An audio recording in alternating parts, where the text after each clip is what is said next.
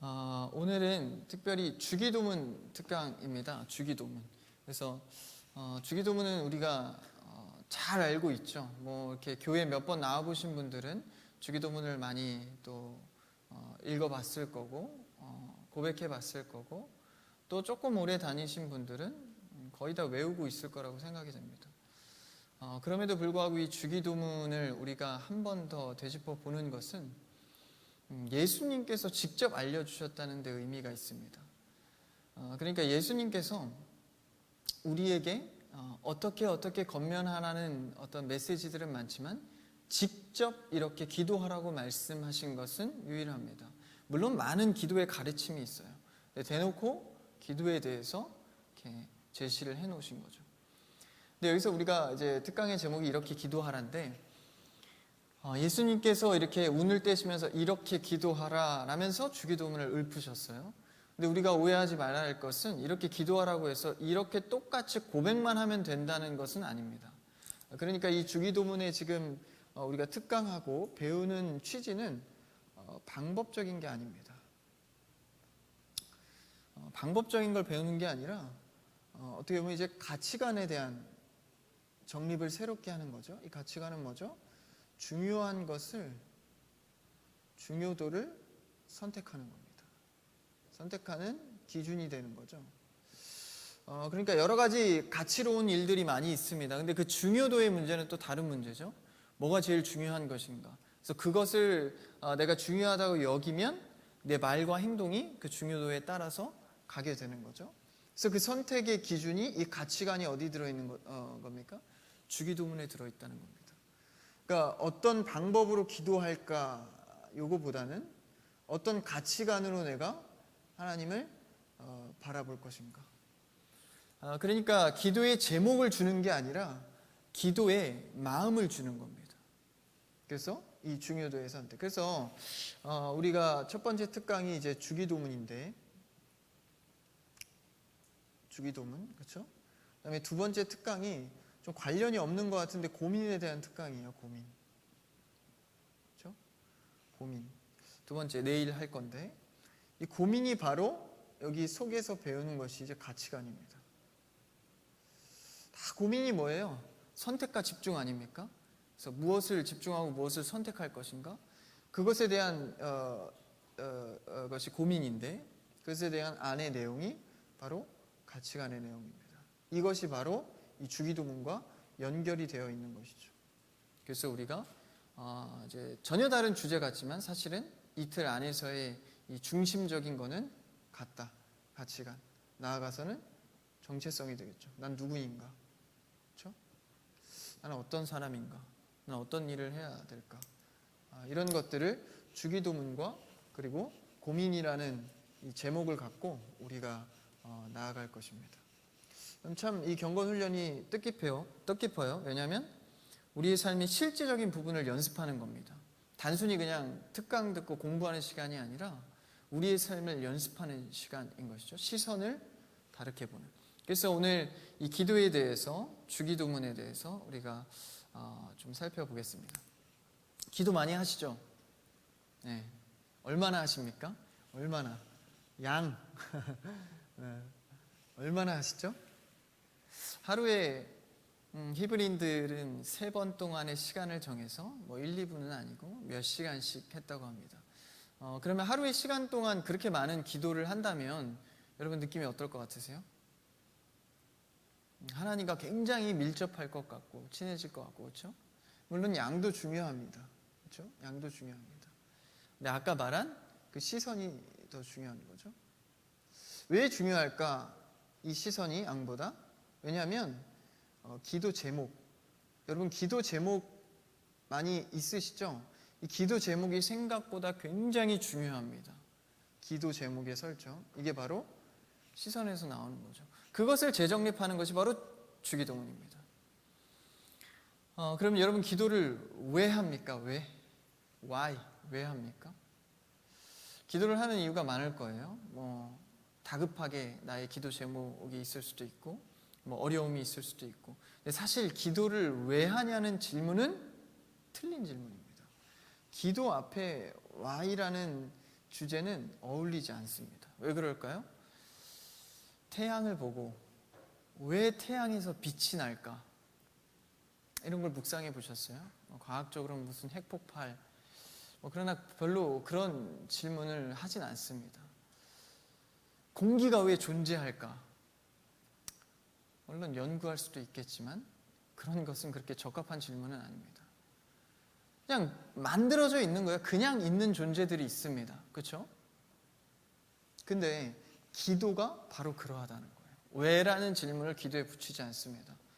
하나님의 자녀로서, 하나님의 창조물로서 우리는 당연히 그냥 기도가 숨 쉬는 것처럼 가는 것이죠.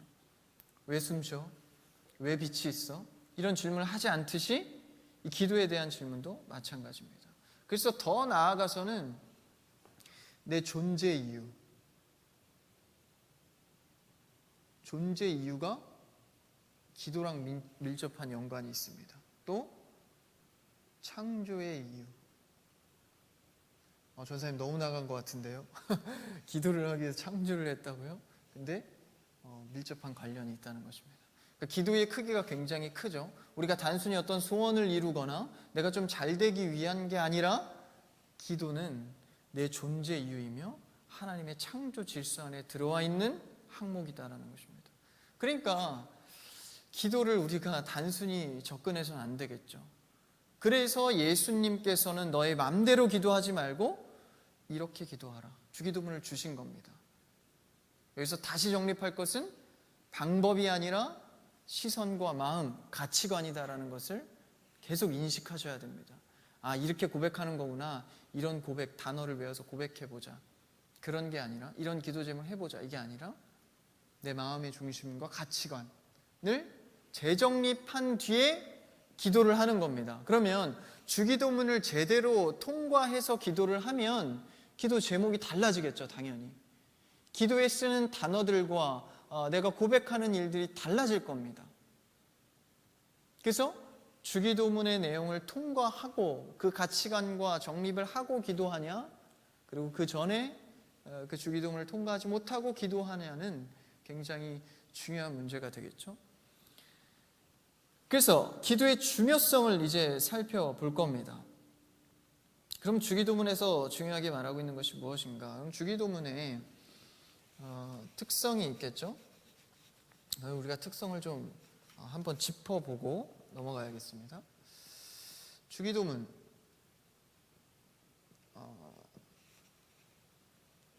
중요한 이유, 우리가 이것을 통과해야 되는 이유는 가장 모범적인 기도의 형태이기 때문입니다. 모범적인 게 표본이 되는 거죠.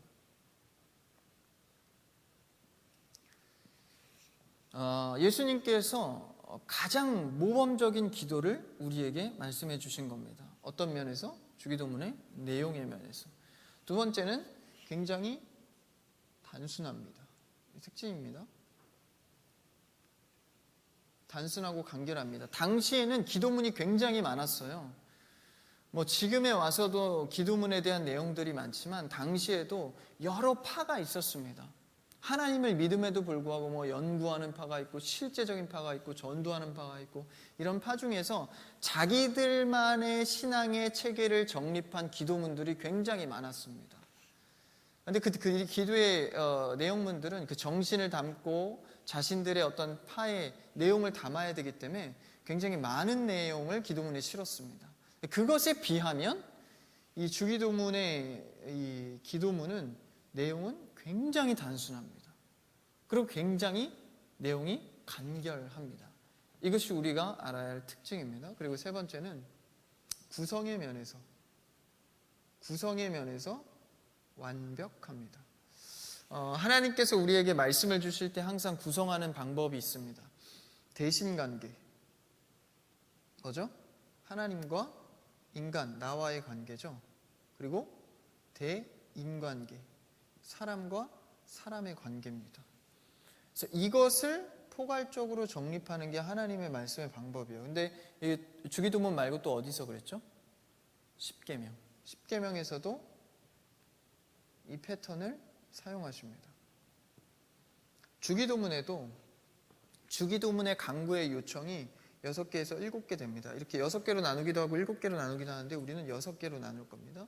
7개로 나누는 이유는 끝에 가서 이제 죄를 사해 주신 죄악에 대해서 사탄의 악에 대해서 구원해 주소서 할 때 그걸 반으로 나누기도 하는데 우리는 6개로 나눌 겁니다. 이 세 가지는 앞에는 아까 말한 대신 관계가 되겠죠. 하나님과의 관계. 나머지 3개는 사람과의 관계가 될 것입니다. 그래서 이것을 통해서 구성해낸 기도의 모습, 이것이 완벽하다. 우리가 분석해서 완벽한 게 아니라 하나님께서 주심이 완벽한 겁니다. 그래서 여기 안내지에도 나오죠. 우리가 앞에는 하나님에 대한 간구, 뒤에는 인간에 대한 간구를 나눠서 한 40분에서 50분 정도를 이렇게 나눌 겁니다. 이제 앞에서는 하나님에 대한 이름과 이제 간구의 제목들이 나오는데 또 중요한 것이 뒤에 문제죠. 인간과의 관계. 이것은 좀 명확한 구분이 있습니다. 첫 번째는 빵의 문제입니다. 빵의 문제. 빵이 뭐죠? 일용할 양식, 먹을 것에 대한 문제. 여기 빵은 단순히 음식이 아니라 돈, 물질로도 들어갈 수 있겠죠? 이 빵의 문제. 그 다음에 두 번째가 죄와 용서입니다. 우리가 인간과의 관계 속에서 수많은 죄들이 범람을 하죠. 근데 그 속에서 용서의 모습들, 요거를 언급하죠. 세 번째가 안전과 보호입니다. 이 대인관계에서 말이죠. 그래서 이 구분과 구성을 우리가 이제 좀 머릿속에 넣고 이제 처음부터 좀 한번 살펴보도록 하겠습니다. 주기도문을 이렇게 좀 쪼개서 볼 거예요. 단어를 쪼개고 의미를 쪼개서. 그래서 여러분들이 너무 이렇게 이 주기도문을 쪼개다 보면 편협해질 수가 있어요. 그래서 여러분들이 항상 지금 제가 말한 하나님과의 관계, 인간과의 관계, 그리고 주기도문은 방법적인 얘기를 하는 것이 아니라 가치관에 대한 새로운 나라의 정립을 선포하고 있다. 이것을 기억해 주시면 됩니다. 말씀을 그럼 한번 보고 우리가 그 간구를 볼까요? 누가복음입니다. 누가복음 11장 1절에서 4절까지 말씀인데요. 여러분들이 성경책을 놓고 펴시면 더 좋고요. 없으시다면 앞에 화면을 계속해서 이렇게 제공해 드리도록 하겠습니다. 중간중간 말씀이 많아요. 그래서 찾으셔도 되지만 빨리빨리 찾기가 어려울 겁니다. 그래서 앞에를 보시고 해도 좋겠습니다. 자, 말씀을 보기 전에 하나 빠졌네요.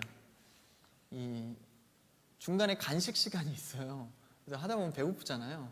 그래서 간식을 우리가 간단하게 이렇게 먹을 텐데, 제가 저번 주인가요? 이렇게 광고를 한번 했어요. 이렇게 좀 우리가 찬가비가 없으니 찬조를 좀 해서 우리가 했으면 좋겠는데, 제 집사님들이 찬조는 해주실 텐데 음료 정도는 청년의 손길이 좀 닿았으면 좋겠다 이렇게 했는데, 또 감사하게도 우리 청년들이 또 잘 동참해 주시고, 또 집사님들도 좀 제 생각보다 더 많이 섬겨 주셔서 우리 또 든든한 우리 청년부의 부장 집사님 계시지 않습니까? 그래서 또 잘 지원을 해주셔서 우리가 또 좋은 간식을 먹을 수 있을 것 같습니다. 그래서 너무 감사하고, 제가 사실 이런 언급을 했어요. 청년들이 뭐 누가 찬조했습니다, 와 박수 이런 거 안 하기로 했어요. 조금 한 것 같은데 그건 제 은혜의 감사의 고백이고, 그런 거 안 하기로 했어요. 경건훈련의 특성상 좀 맞지 않은 것 같아서 뺐습니다. 앞으로도 계속 뺄 것 같아요. 좋아하는 분들이 좀 많더라고요. 제 이름을 언급하지 말아주세요. 좋은 것 같습니다. 너무 감사하고 또 이렇게 쉬는 시간에 이렇게 교제하면 좋겠습니다. 자, 이제 말씀을 보죠. 누가복음 11장 1절에서 4절 한번 같이 1절을 한번 읽어볼까요? 1절입니다. 시작. 예수께서 한 곳에서 기도하시고 마치심에 제자 중 하나가 여짜오되 주여 요한이 자기 제자들에게 기도를 가르친 것과 같이 우리에게도 가르쳐 주옵소서. 여기까지입니다. 예수님께서 말씀을 계속 띄워놔 주세요. 예수님께서 한 곳에서 기도를 하십니다. 기도하시고 마치십니다. 그 다음에 뭐라 그러죠? 제자 중에 하나가 여쭤. 그러니까 기도를 하시고 끝나자마자 제자가 질문하는 겁니다. 그렇다면 제자들이 예수님의 기도를 봤을까요? 못 봤을까요? 봤을 것입니다. 예수님께서 기도하시는 것을 보고 제자들이 묻는 겁니다. 예수님, 요한이 자기 제자들에게 기도를 가르친 것 같이 우리에게도 가르쳐 주옵소서. 우리는 기도를 예수님께 가르쳐 달라고 요청하는 거구나 지나갈 수 있겠지만, 이 말씀은 굉장히 이상한 말씀입니다. 의아합니다. 기도를 가르쳐 달라는 거예요. 근데 아까 제가 서두에 말씀드렸죠. 히브리 유대인들은 기도를 하루에 몇 번 했다고요? 최소 3번. 3번이 그냥 밥 먹을 때 3번 한 게 아닙니다. 우리도 3번 해요. 밥 먹기 전에. 그래서 그 기도가 아니라 거의 예배 형태입니다. 그러니까 우리가 예배 드리면 최소 1시간 반, 좀 넓게 잡으면 2시간도 드리죠. 그런 기도를 한 거예요. 3번씩이나. 일주일이 아닙니다. 하루에. 그래서 이런 기도를 하면 당연히 기도에 대해서 능통합니다. 그래서 랍비들에게 조금 배웠을까요? 기도에 대해서 얼마나 많이 배웠겠습니까? 이들은 기도 훈련을 언제부터 합니까? 아기 때부터 합니다. 말씀 교육도 말 트자마자 합니다. 아니, 말 트는 연습을 말씀으로 합니다. 그런 율법에 정통한 히브리인들이 예수님께 기도를 가르쳐 달라는 거예요. 왜 그럴까요? 근데 여기서 힌트가 있습니다. 보면 요한이 자기 제자들에게 가르쳐 준 것 같이 가르쳐 달라는 거예요. 아까 제가 말씀드렸죠? 히브리인들 파가 있었어요. 파. 여러 가지 파 중에서 요한은 세례 요한이죠. 세례 요한은 에세네파였습니다. 이 에세네파는 뭐냐? 말씀을 연구하는 경건주의자들입니다. 그러니까 이들이 말씀에 대해서 경건주의를 갖고 있었기 때문에 굉장히 많이 연구를 했겠죠. 그들이 연구한 체계를 갖고 그 파마다 뭐가 있었다고요? 기도문이 있었습니다. 그래서 이때 당시에 이 기도문은 이렇게 잘 써서 항상 갖고 다닙니다.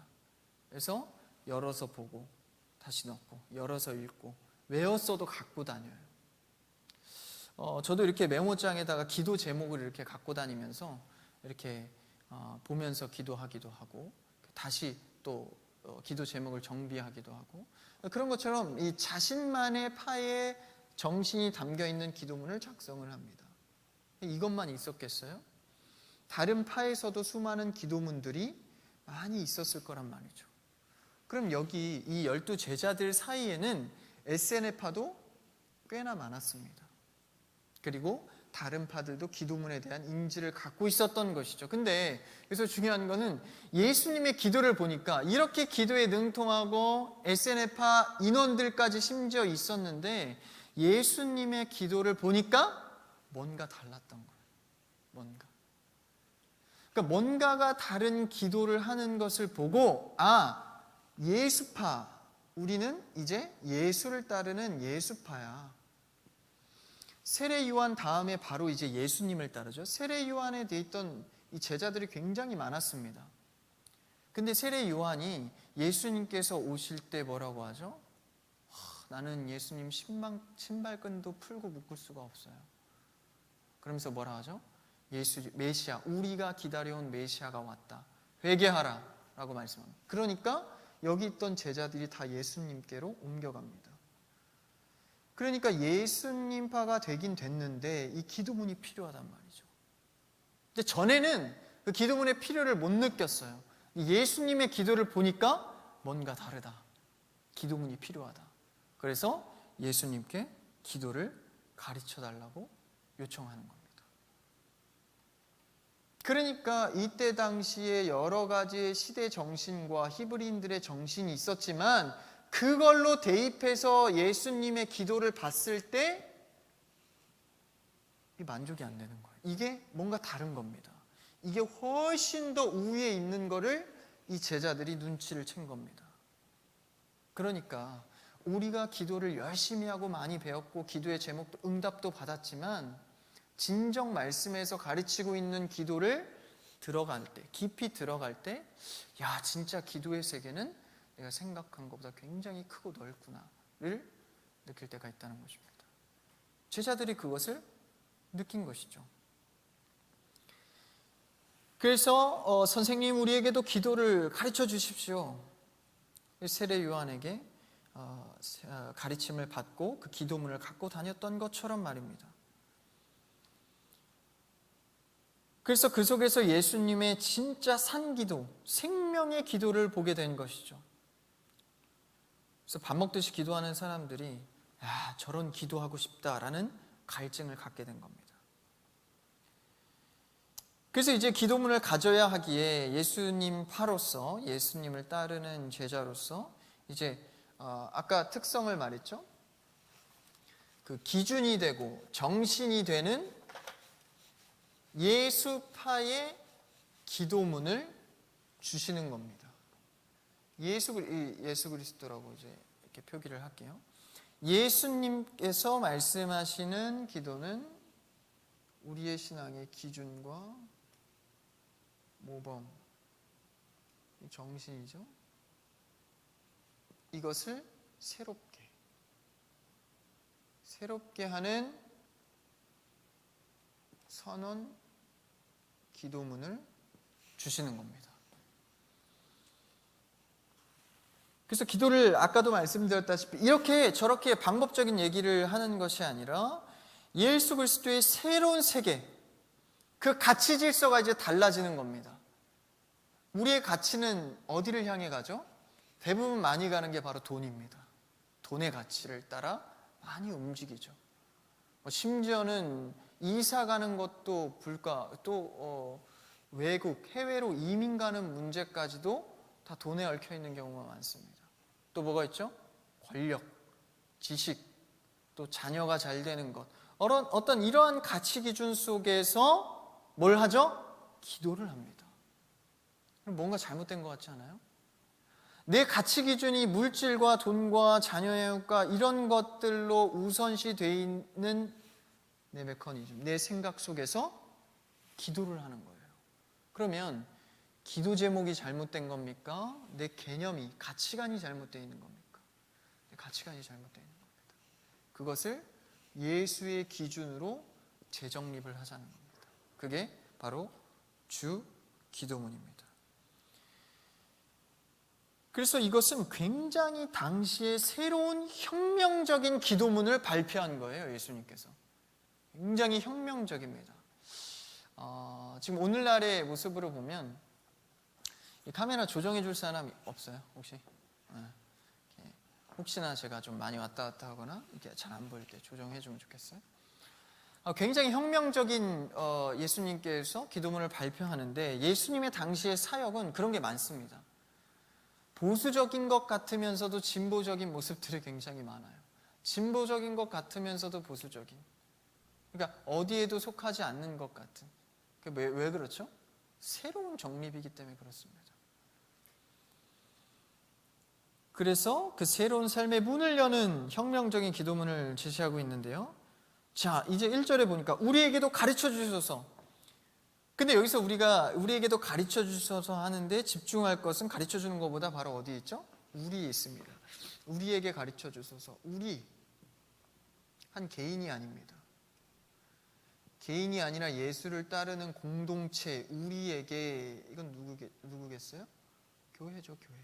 제자들이 곧 뭐가 되죠? 교회가 되지 않습니까? 제자의 깊은 속성의 의미는 바로 교회입니다. 개인에게 지금 선포하고 있는 것이 아니라 교회, 우리에게 말씀하고 있는 개인의 요구를 넘어서 새로운 교회 공동체에 대한, 이제 앞으로 생겨날 초대교회, 새로운 교회 개념에 대한 요구입니다. 그러니까 개인에게 머물러 있는 것이 아니라 공동체가 함께 품어야 할 기도문이다라는 것이죠. 그래서 2절에 이제 한번 나아가 봅시다. 자, 2절 누가복음 아까 계속 읽은 것 중에 2절 같이 읽어볼까요? 시작. 예수께서 이르시되 너희는 기도할 때에 이렇게 하라. 여기서 이렇게 하라는 뭐라고요? 방법적으로 따라해봐가 아니라 내 정신, 가치관, 이제는 새롭게 된다. 이렇게 해야 된다. 아까 말했죠? 그 다음에 이제 첫 운을 뗍니다. 아버지여 이름이 거룩히 여김을 받으시오며. 자, 그러면 이제 예수님께서도 2절에 보니까 너희는 기도할 때 그 요청에 맞게 대답해 주시죠. 너는 기도할 때가 아니라 너희는. 우리로 질문했으니까 너희로 대답하십니다. 이렇게 기도하라. 아까 말했죠. 이러한 가치를 담아내는 기도 모범을 말하고 있습니다. 그러면서 이제 하늘에 계신 우리 아버지요. 이거 좀 지우고 시작할게요. 이제 주기도문을 첫 운을 떼며 시작합니다. 벌써 30분이 갔어요.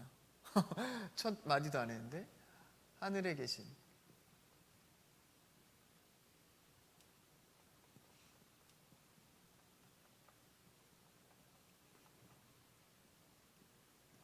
우리가 눈치챌 것이 뭐죠? 우리. 그렇죠? 아까 너나 내가 아니라 우리 아버지요라고 말하고 있습니다. 근데 여기서 보니까 첫 글자가 아버지입니다. 아버지. 우리가 주목할 첫 글자가 아버지. 주기도문의 가장 중요한 주제 단어 하나를 꼽으라면 바로 이 아버지입니다. 그러니까 주기도문의 핵심 단어 한 개만 뽑으십시오 하면 아버지입니다. 이 아버지의 개념을 통해서 수많은 지금 뒤에 나올 기도 제목을 정립해야 하는 것입니다. 아버지는 여기서 원어에 보면 아바라고 합니다. 아바는 우리나라 말하고 비슷해요. 뭐죠? 네? 아바랑 비슷한 우리나라 말. 아빠입니다. 아빠는 언제 아버지라고도 하고 아빠라고도 하죠. 아빠는 언제 부르나요? 네? 뭐라고요? 다시. 평소에. 나는 아버지라고 부르지 않아요. 네. 아빠는 더 친근한 느낌이 있죠. 그렇죠? 더 친근하지 않습니까? 이렇게 조금 용돈이 필요하거나 콧소리를 내고 싶을 때 아빠라고도 하기도 하나요? 저도 어릴 때는 아빠라고 했습니다. 지금 이제 아버지라고 합니다. 가끔 아버지가 간지러울 때는 그냥 목사님이라고 또 합니다. 아버지를 이렇게 부르는 내용인데 이 부르는 게 굉장히 중요합니다. 누군가를 어떻게 부르느냐의 문제는 단순히 그를 어떤 목적에 의해서 부르는 것 차원의 이상입니다. 내가 저를 어떻게 취급하고 있느냐의 문제죠. 내가 그를 동네 그냥 오빠라고 부를 건가? 아니면 존경하는 선생님이라고 부를 건가? 아니면 동료라고 부를 것인가? 굉장히 중요한 문제입니다. 그걸로 심지어 저 사람에 대한 내가 어떤 말과 행동을 할까가 정해집니다. 친구 하면 어때요? 그래도 편하죠. 아무 말도 할 수 있고. 아버지 내지는 혹은 선생님 할 때는 편하게 하기보다 조금 더 예의를 갖춰야 되겠죠. 굉장히 중요한 고백입니다. 여기서 이 아람어인데 이 아람어 아바는 존경과 신뢰를 갖고 있는 겁니다. 근데 이 우리가 생각하는 이미지의 아버지와 아빠의 비교를 볼 때 이 아바의 원어는 어디에 가까울까요? 아버지 같지만 아빠에 가깝습니다. 그러니까 지금 여기서 예수님께서 우리에게 기도를 가르쳐 주면서 아버지, 하늘에 계신 우리 아버지여라고 부를 때 이 아버지를 여태까지 부르던 히브리인들의 아버지가 아니라 아빠 아버지로 불러라 선포하고 있는 겁니다. 그러니까 너희들이 알던 그 아버지보다 훨씬 가까운 아빠를 찾으라는 겁니다. 그래서 개념이 달라지는 거예요. 그래서 심지어 당시의 히브리인들은 아버지를 부를 때, 그러니까 하나님을 아바라 부를 때, 첫머리를 뗄 때, 아버지라고 부를 때 굉장히 조심스럽고 힘겹게 불렀습니다. 아니, 기도문을 읽다가 하나님 아버지에 대한 대목이 나오면 묵음 처리합니다. 안 읽고 넘어가요. 너무 존귀하고 거룩하고 감히 인간이 부르기가 부끄러워서. 그래서 그 정도로 기도문을 작성을 합니다. 묵음 처리. 근데 여기서는 그냥 불러버리는 거예요, 예수님께서. 그러니까 이것은 제자들이 보기에 굉장히 이상한 겁니다. 굉장히 이상한 거예요, 당시 시대상으로는. 아바, 아버지로 불러라. 굉장히 맞지 않는 거죠. 진보를 떠나 거의 혁명적인 겁니다. 붓을 쓰다가 아버지 하나님이 나오면 붓을 빱니다. 다시 빨아서 새롭게 작성을 합니다. 그러한 존귀한 이름인데 하나님께서는 아바로 불러라. 심지어는 그것을 그냥 묵음 처리하지 말고 불러라. 그래서 그 영광과 존귀를 생각할 때 크게 생각하지 않아서 그냥 부르라는 게 아닙니다. 그 큰 크기는 맞는데 이게 가까이 왔다. 왜 그렇죠? 예수 그리스도로 인해서. 예수 그리스도. 내가 너희에게 가르쳐 주는 거야. 예수님의 말은 곧 뭐죠? 진리입니다. 이렇게 해도 된다는 거예요. 내가 허락한다는 겁니다. 예수님께서. 그러니까 기도문의 형태가 바뀐 거죠. 벌써 가치관이 바뀐 겁니다. 야, 하나님 앞에 서면 죄인된 인간은 죽는다고 하는데 이렇게나 가깝게 기도할 수 있다는 것이죠. 그래서 우리가 중요한 것은 이 대상을 명확히 하는 겁니다. 대상. 그렇죠? 아까 설명했죠? 대상. 아바로 부르는 겁니다. 그래서 여러분들이 기도하면서 아바 아버지, 이 고백은요, 내가 단순히 아버지를 부르는 게 아니라 아버지께서 나에게 가까이 와 있다, 이것을 고백하는 겁니다. 아바 아버지, 가까이 와주세요 아버지, 이게 아니라 가까이 와 있는 것을 내가 인지하는 고백입니다. 그러니까 살아계신 분 하나님 아버지께 드리는 겁니다. 그러니까 굉장히 가까운 아빠 같은, 당장 전화하면 올 것 같은 아빠 같은, 내가 어려우면 힘겨울 때 바로 그냥 이유를 묻지 않고 도와줄 아빠 같은 그 대상으로 부르고 있는 거죠. 이것은요, 우리가 아버지를 사실로 인정할 때 고백할 수 있는 겁니다. 여러분 가끔 기도하다가 참 아버지가 정말 계실까? 이걸 들어줄까?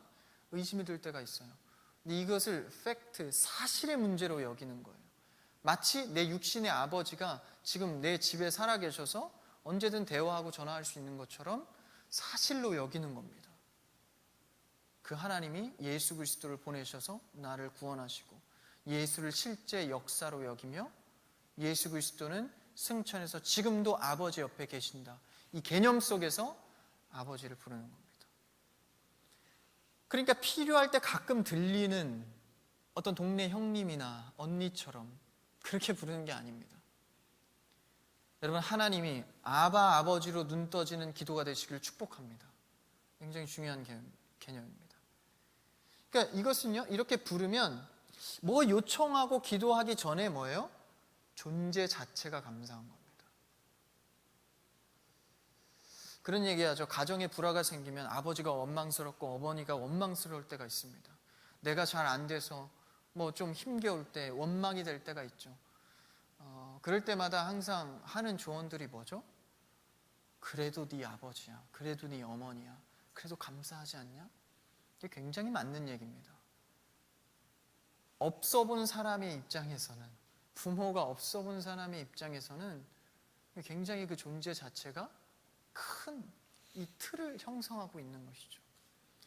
저도 이렇게 어머니가 돌아가시고 나서 사실 가장 크게 느낀 공백이 바로 그냥 그 자리입니다.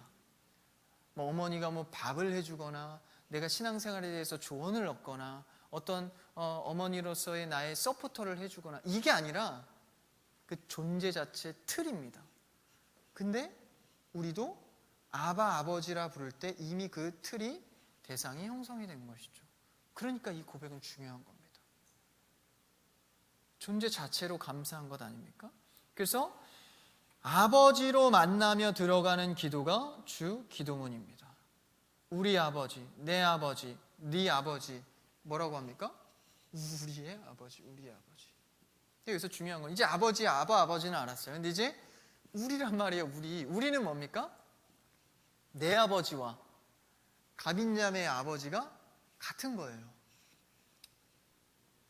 육신의 아버지가 아닙니다. 오해하지 마세요.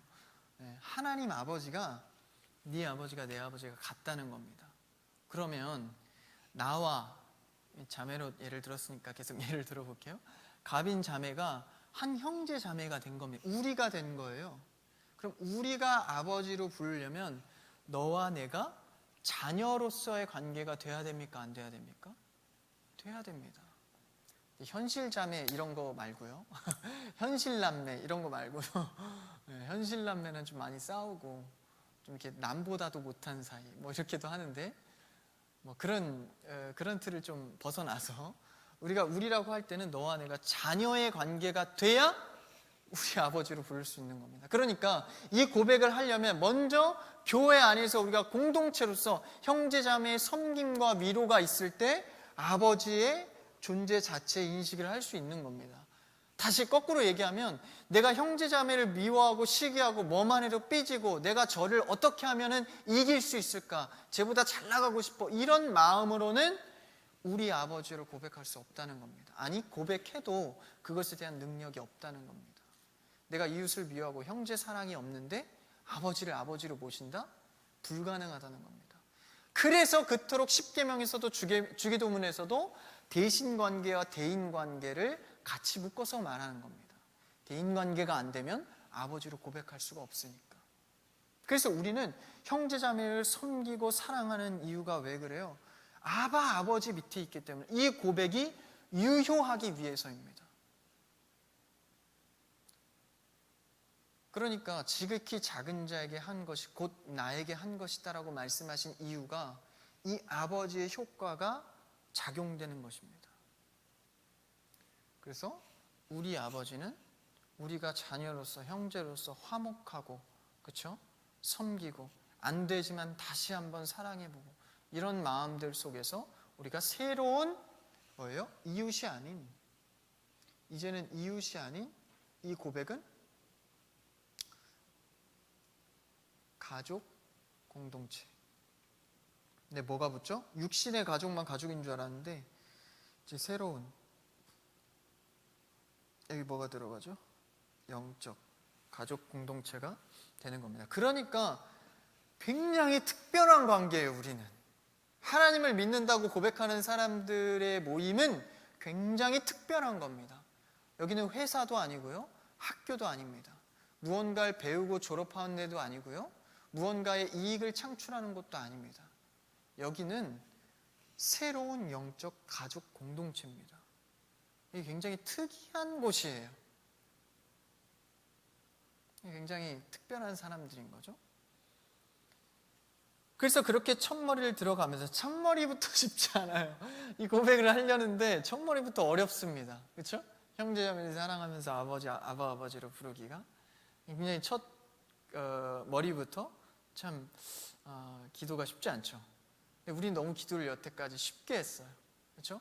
미워할 거 다 미워하고 시기하고 질투할 거 다 하면서 기도하고 있었단 말입니다. 기도를 너무 쉽게 한 거죠. 만만하게 본 겁니다. 그러니까 예수님께서 재정립해 주시는 거죠. 그래서 이제 우리는 기도를 확장해 갑니다. 그래서 이 주기도문은 현재 이 시제가, 사실 이 원어 헬라어의 시제는요 굉장히 불분명합니다. 막 과거도 됐다가 미래도 됐다가 그래요. 거의 다, 아니 그냥 아예 다 불분명합니다, 시제가. 그래서 앞뒤의 문맥으로 시제를 찾아가기도 하고 그러는데 여기서도 마찬가지입니다. 이 시제가 우리라는, 여기 시제가 현재, 그러니까 그때 당시에 그 제자들에게 말한 우리가 아니라 오늘날 우리에게까지 넘어오는 우리를 말하고 있는 것이죠. 그래서 우리는 이 우리를 계속해서 확장해 가야 됩니다. 확장. 이 복음이 자꾸 전달돼서 나의 아버지도 너의 아버지도 같아. 또 우리로 초대하고 우리가 전도하는 이유가 뭐예요? 같이 우리 안에 들어오고자, 같이 아버지를 불러보자. 그러니까 우리가 자꾸 많아져야 돼요. 확장. 이 시제를 분분명히 한 이유가 바로 이 확장, 우리에 대한 확장을 말하고 있는 거죠. 자, 그럼 넘어가서 그 아버지가 어디에 계신데요? 앞으로 가서 이제 하늘에 계신. 이게 핵심입니다. 우리 아버지. 핵심입니다. 다 까먹어도 요거는 갖고 가야 됩니다. 자, 그러면 앞에 있는 하늘에 계신. 이게 생각보다 시간이 좀 부족해서 3시 전까지만 일단 1차를 끝내면 되겠죠? 자, 하늘에 계신 우리가 생각하는 하늘의 이미지는 무엇입니까? 성경에서 말하는 하늘 3가지가 있어요. 첫 번째 하늘, 어떤 하늘이 있죠? 공중에 나는 새를 보라, 그렇죠? 우리가 생각하는 대기, 그렇죠? 이런 하늘이 있습니다. 구름이 보이고. 두 번째 하늘은 어떤 하늘이죠? 넘어가서 별들이 존재하는 곳, 우주죠? 우주적인 하늘이 있어요. 세 번째 하늘은 뭘까요? 우리가 보이지 않는, 가시적이지 않은 제3의 하늘입니다. 이걸 누가 보죠? 바울이 봅니다. 환상의 하늘이에요. 환상을 완전 그러니까 표현할 길이 없어서 그냥 아름답다고 해요. 이 하늘을 이제 3번째로 말합니다. 성경에서. 그러면 하늘에 계신 우리 아버지, 여기서의 하늘은 어딜까요? 보통 이제 3번으로 생각을 합니다. 근데 여기서 말하는 하늘은 3가지를 모두 포함합니다. 무소부재하신 하나님을 표현하는 게 하늘에 계신입니다. 그러니까 하나님은 어디에 계시나? 당연히 다 계시죠. 그래서 여기서 쓴 하늘은 언어에 보면 복수 형태로 씁니다. 한 가지의 하늘을 말하는 게 아니죠. 그래서 신기하게도 이때만 하늘을 복수로 씁니다. 그러니까 창조주의 하나님의 통치, 어디서나 계신 분을 말하는 주기도문의 유일한 하늘입니다. 그래서 도입만 묵상해도 참 새로운 날이 열립니다. 하늘에 계신, 공중에도 계시고 우주에도 계시고 내가 보지 못하는 세계에도 계신, 하늘에 계신 하나님입니다. 자, 그럼 이제 본격적으로 이제 청원을 합니다. 뒤에 보면 이제 주기도문을 보통 보면 맨 끝에 뭐가 나오죠? 대개 나라와 권세와 영광이 아버지께 영원히 있사옵나이다. 사실 근데 이 뒷부분은요, 예수님께서 말씀하신 게 아니에요. 가르쳐 준 게 아닙니다. 이 뒷부분은 항상 당시에 뭐가 많다 그랬죠? 기도문 뒤에다가 항상 요 송영 찬송을 붙였습니다. 기도문을 쫙 써놓고 나라와 권세와 영광이 영원히 주님 앞에 있습니다. 이것을 붙인 거예요. 그래서 이것도 예수님의 기도문이니까 기도문 뒤에 붙인 겁니다. 그럼 이거를 일단 송영 찬송을 일단 덜어내고 차지하고라도 위에 3가지 총 6가지 부분을 보게 될 겁니다. 처음에가 대신관계죠. 그 뒤에는 대인관계고 계속 말씀드렸죠. 그러면 대인관계와 대신관계를 말할 때 먼저 뭐가 나왔어요?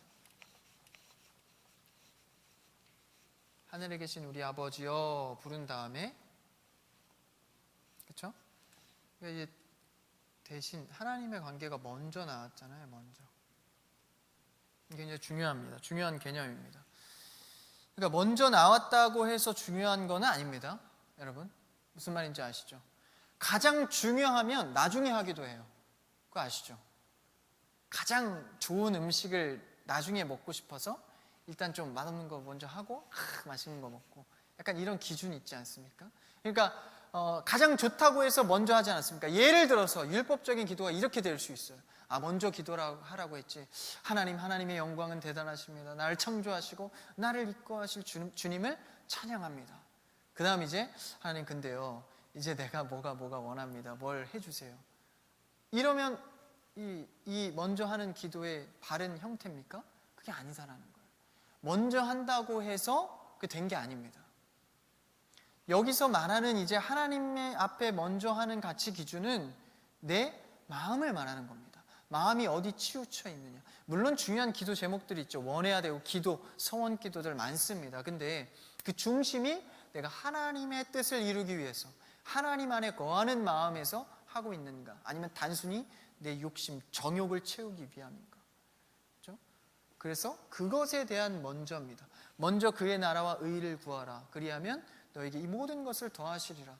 먼저라는 것은 먼저 하나님부터 고백해, 그게 아니라 내가 어떤 모든 고백을 하든지 그의 나라와 영광을 생각하고 염두하고 있냐는 것이죠. 뭐든지 중요한 건 염두하지 않습니까? 그것을 말하는 먼저입니다.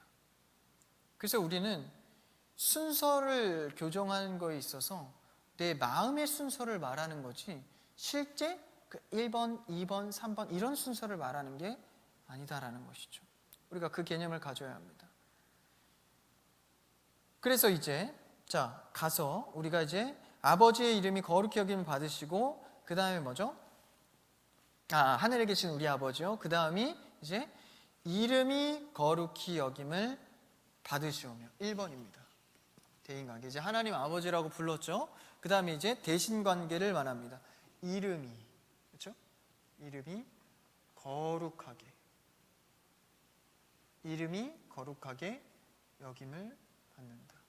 좀 말이 어려운데 말하자면 그것입니다. 하나님의 이름이 거룩하게 취급되기를 바랍니다. 다시 하나님의 이름이 내가 거룩하게 취급하겠습니다. 취급할 것입니다.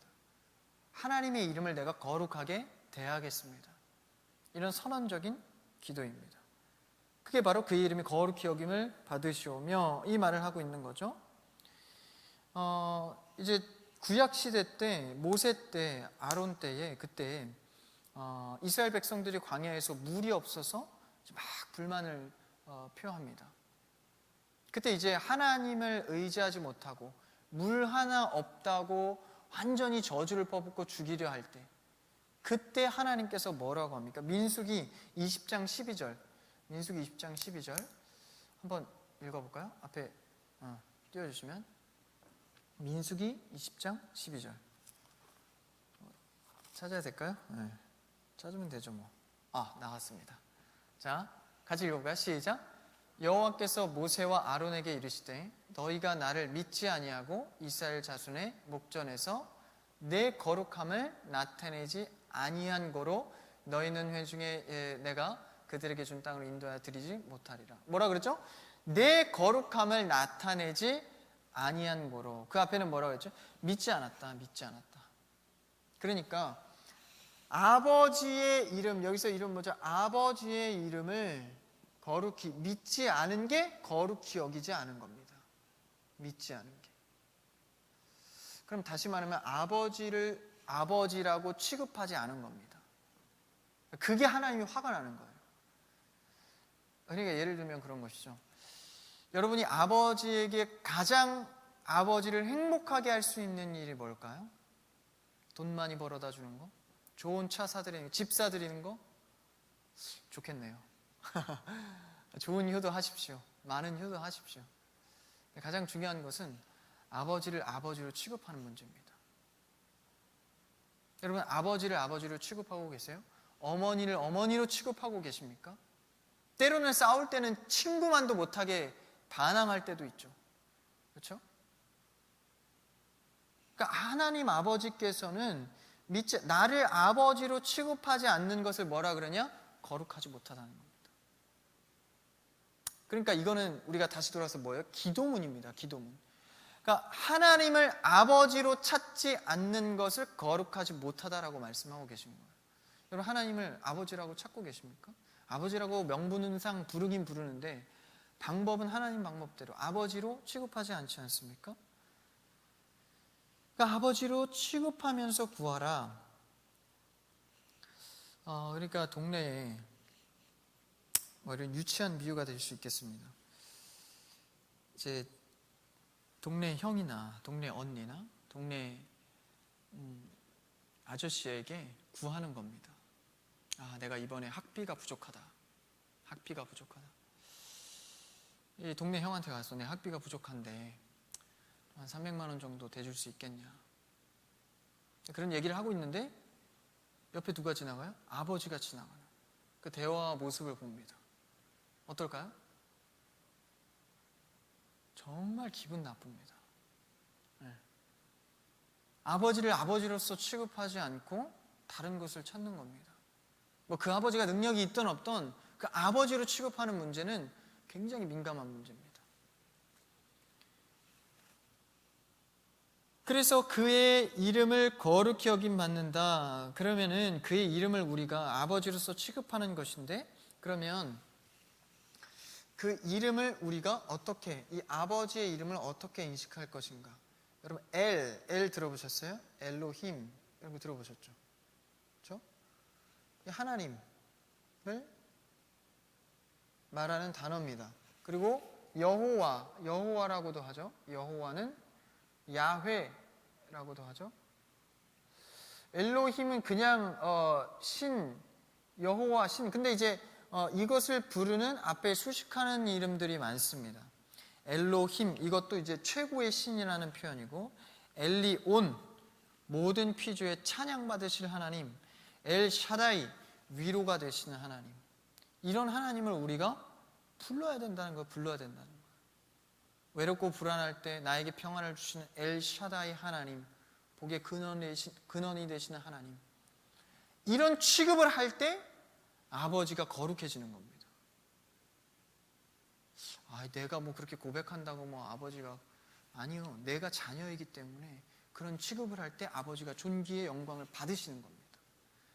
이 야훼는 뭐예요? 여러분 많이 들어보셨죠? 여호와 이레, 여호와 라파, 여호와 샴마, 뭐 이런 거 들어보셨죠? 그러니까 그런 고백들을 괜히 왜 수식을 붙입니까? 여호와면 그냥 여호와지. 우리의 고백을 주님께 드리는 겁니다. 아버지로서 여호와 이레, 하나님께서 채우신다. 여호와 라하, 나의 목자 되신다. 여호와 샬롬, 안식으로 인도로 평안으로 인도한다. 이 여호와 뒤에 붙는 이 단어들은요, 흥미롭게도 시편 23편 1절에서 4절까지. 여러분 아시죠?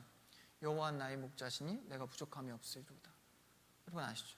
그가 나를 푸른 초장으로 쉴 만한 물가로 인도하신다. 그가 내 영혼을 소생시키시고. 그러니까 이 나오는 내용이 그 안에 나오는 내용이 여호와 라하, 이레, 샬롬, 소생은 라파, 그리고 주님이 나와 함께 하신다, 샴마, 다 들어가 있어요. 시편 23편 1절에서 5절까지의 내용이 그게 다 들어가 있습니다. 그래서 이 정도는 우리가 외우면 좋겠죠. 근데 그의 이름, 그래서 그의 이름이 거룩히 여김을 받는다. 그러면 거룩히 여기는 아버지 취급하는 것인데, 그러면 실제 우리의 육신의 아버지는 한계가 있어서 못 해줄 때도 있어요. 근데 하나님 아버지는 이런 이름으로 완벽하게 평안과 우리의 힘과 능력이 되시기 때문에 해결해 줄 능력이 있습니다. 아니, 더 좋은 것으로 주신다는 거예요. 더 좋은 것으로. 그래서 더 좋은 것을 주시는 아버지를 신뢰해야 한다는 것이죠. 자, 그 다음 두 번째로 나라가 임하시오며. 조금 빨리 갈게요. 시간이 지나니까.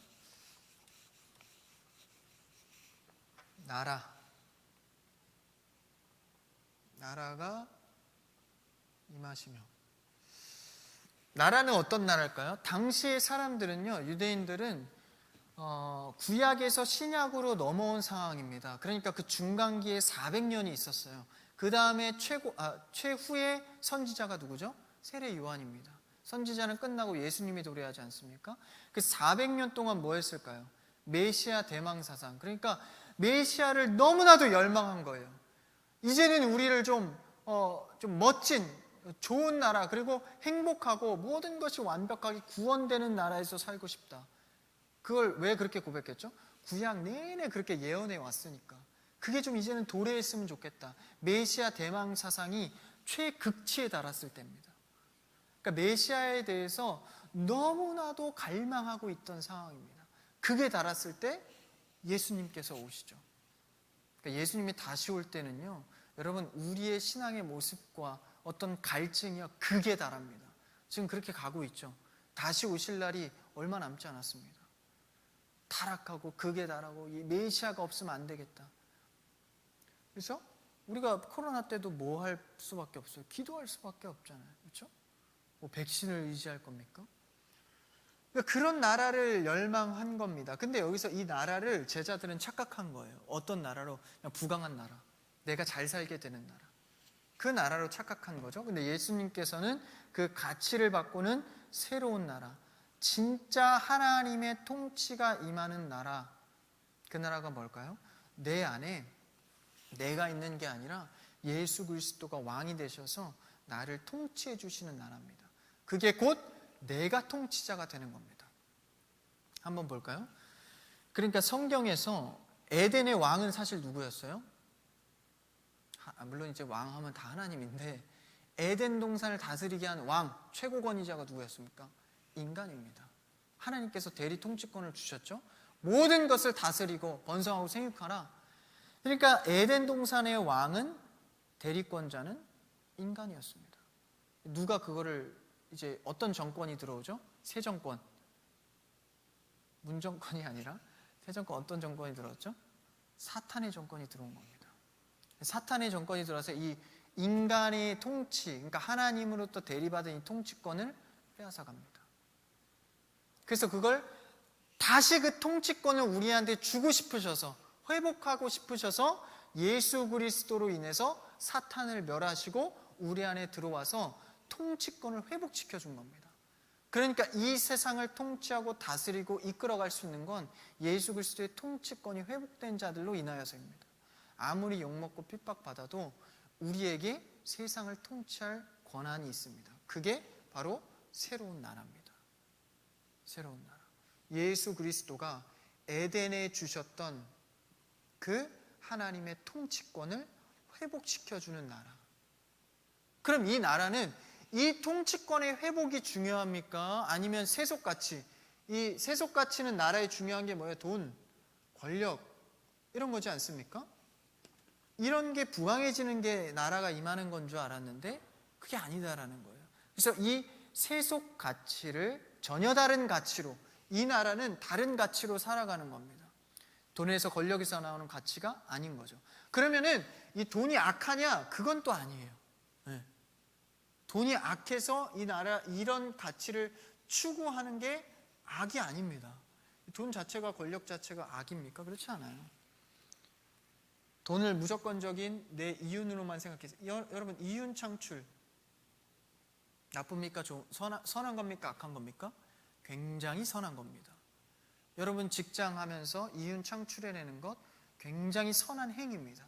이 땅을 번성하고 생육하는 내 의무를 다하는 겁니다.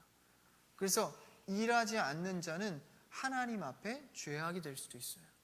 놀고 먹고 나태하고, 이게 죄악인 겁니다. 생육하고 번성하는 게 위배되는 거죠. 그러면 이 이윤 창출, 정당하게, 대신 정당하게 이윤 창출하는 것은 나쁜 게 아니에요. 근데 이 나라의 기준과 가치는 아니라는 거예요. 이 기준 될 수는 없는 거예요. 그렇죠?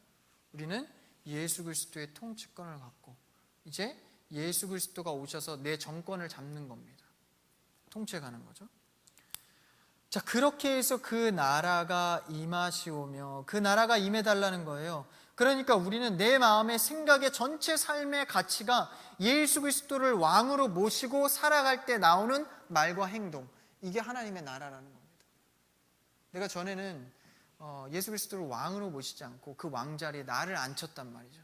그러니까 내 말과 행동이 내 기준입니다. 이윤 창출을 내는 것도 이 땅을 생육하고 번성하는 데 목적이 있는 것이 아니라 내 이윤 창출에 있는 거예요. 그 나라는 내 나라입니다.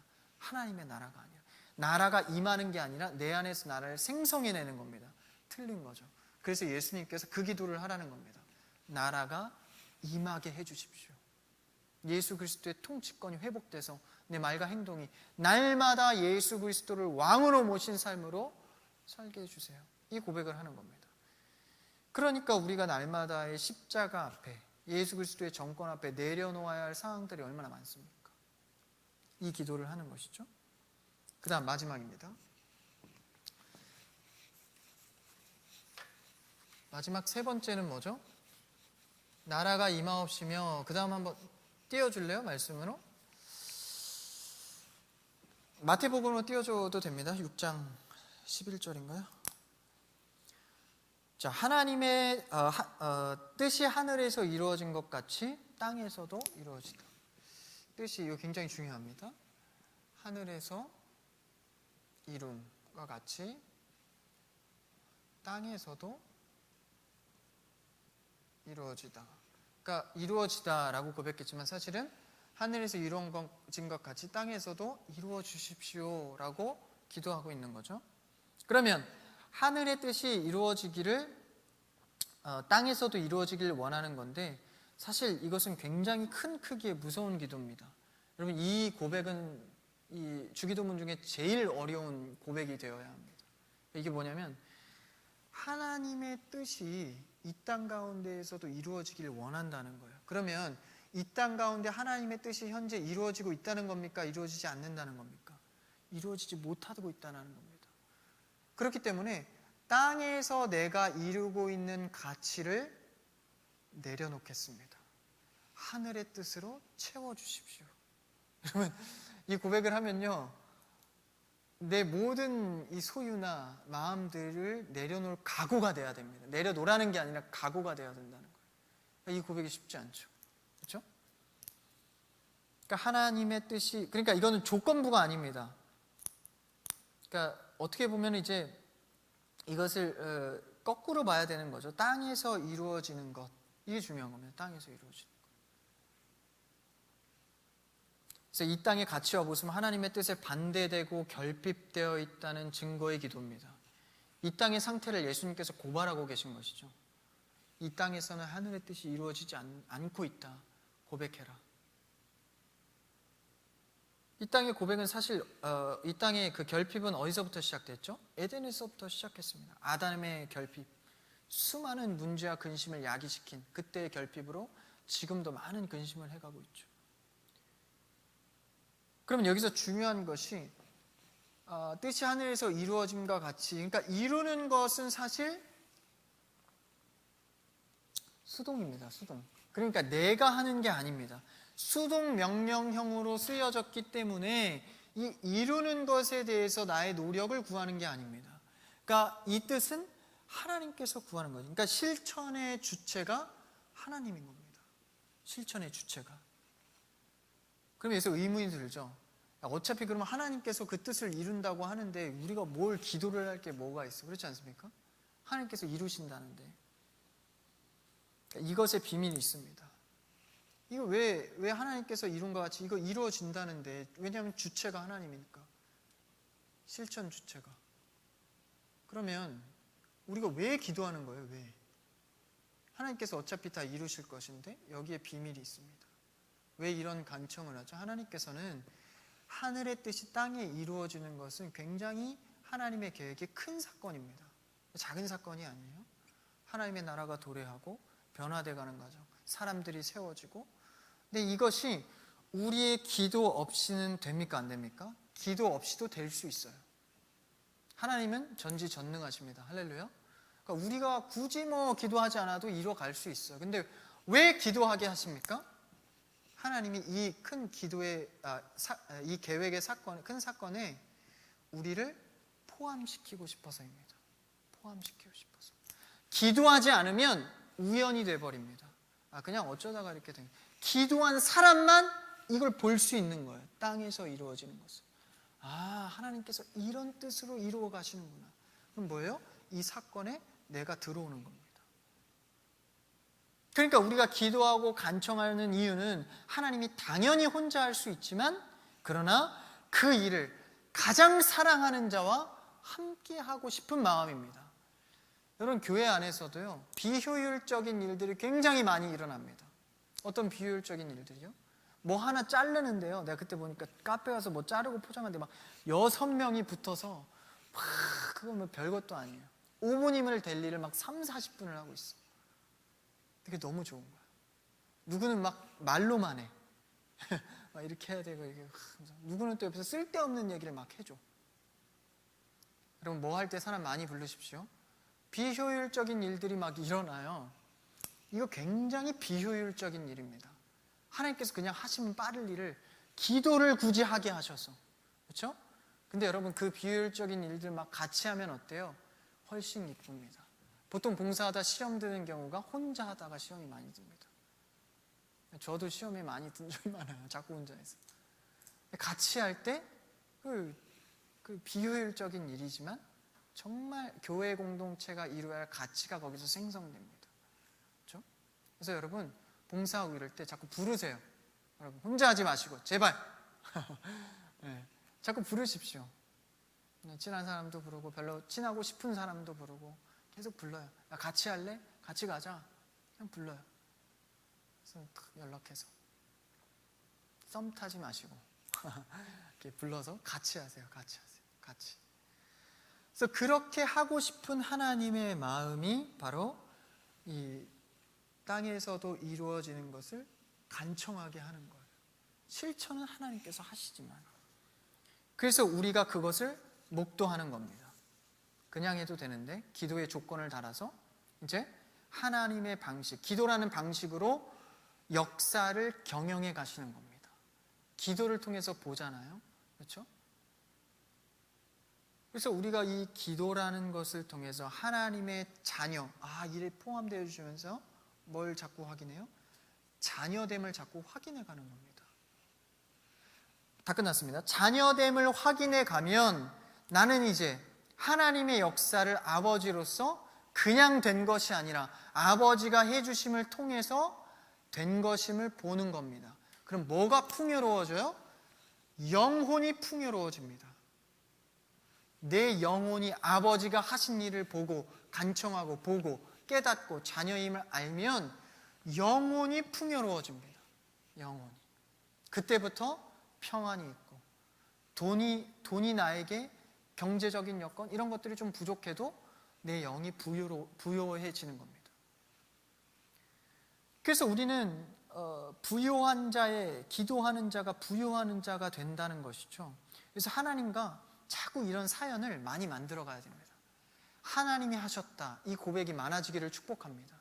이런 사연들이요 많아져야 돼요. 그래야 내 영이 자꾸 부요해지고 내 자아가 건강해집니다. 그래서 하나님이 기도를 하라고 이 기도를 뜻이 하늘에서 이룬 것 같이 땅에서도 이루어지기를 간청하라. 그 일을 보아라. 내가 너와 함께 하고 싶다.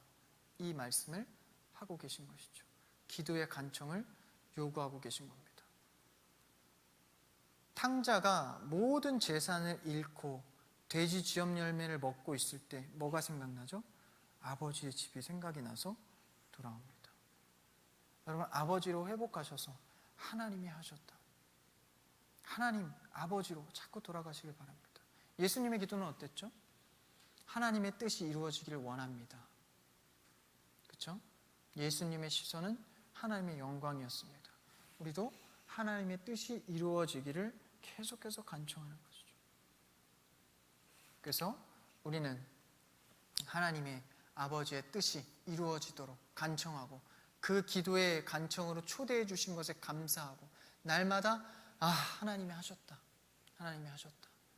내 뜻으로는 땅의 것을 이루려 했지만 하늘의 뜻이 이루어졌구나.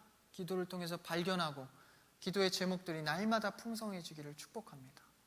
여기까지가 대신관계, 하나님께 간청하는 기도의 제목입니다. 이제 뒤에는 이제 더 중요한 실제적인 오늘날 우리가 이제 이 아버지라는 기도의 제목 틀을 갖고 이제 인간과의 관계를 어떻게 간청해 갈 것인가.